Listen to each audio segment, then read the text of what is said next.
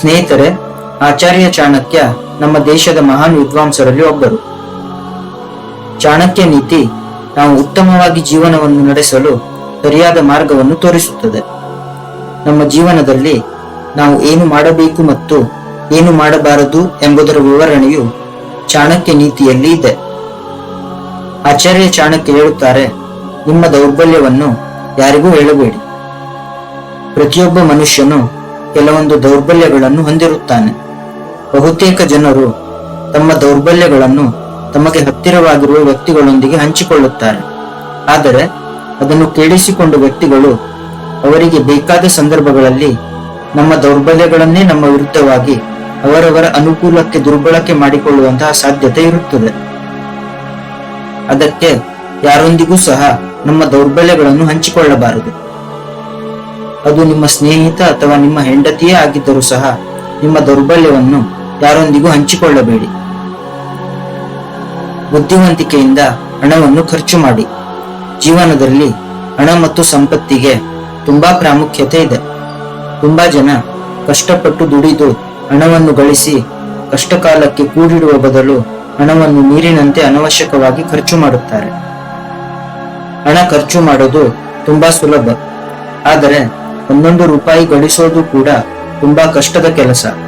ಅದಕ್ಕೆ ದುಡಿದ ಹಣವನ್ನು ನಮ್ಮ ಅವಶ್ಯಕತೆ ಎಷ್ಟಿದೆಯೋ ಅಷ್ಟು ಮಾತ್ರ ಖರ್ಚು ಮಾಡಿ ಉಳಿದ ಹಣವನ್ನು ಕೂಡಿಡಬೇಕು.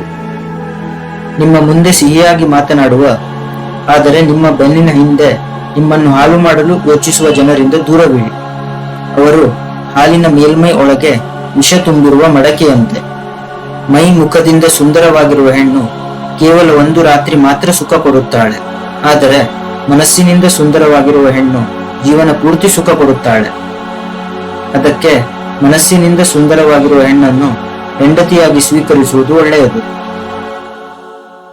ಹಣವಿಲ್ಲದ ಪುರುಷನನ್ನು ವೇಶ್ಯೆ ತೊರೆಯುತ್ತಾಳೆ. ಸೋತ ರಾಜನನ್ನು ಪ್ರಜೆಗಳು ತೊರೆಯುತ್ತಾರೆ.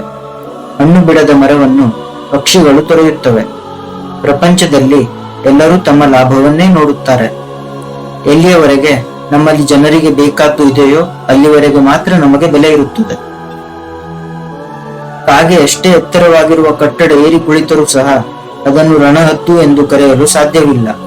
ಅದೇ ರೀತಿ ಒಬ್ಬ ವ್ಯಕ್ತಿಯ ಗೌರವ ಅವನ ಗುಣಗಳ ಮೇಲೆ ನಿರ್ಧಾರಿತವಾಗಿರುತ್ತದೆಯೇ ಹೊರತು ಅವನಿರುವ ಸ್ಥಾನಮಾನ, ಎತ್ತರ, ಸಿರಿವಂತಿಕೆಯ ಮೇಲೆ ಅಲ್ಲ.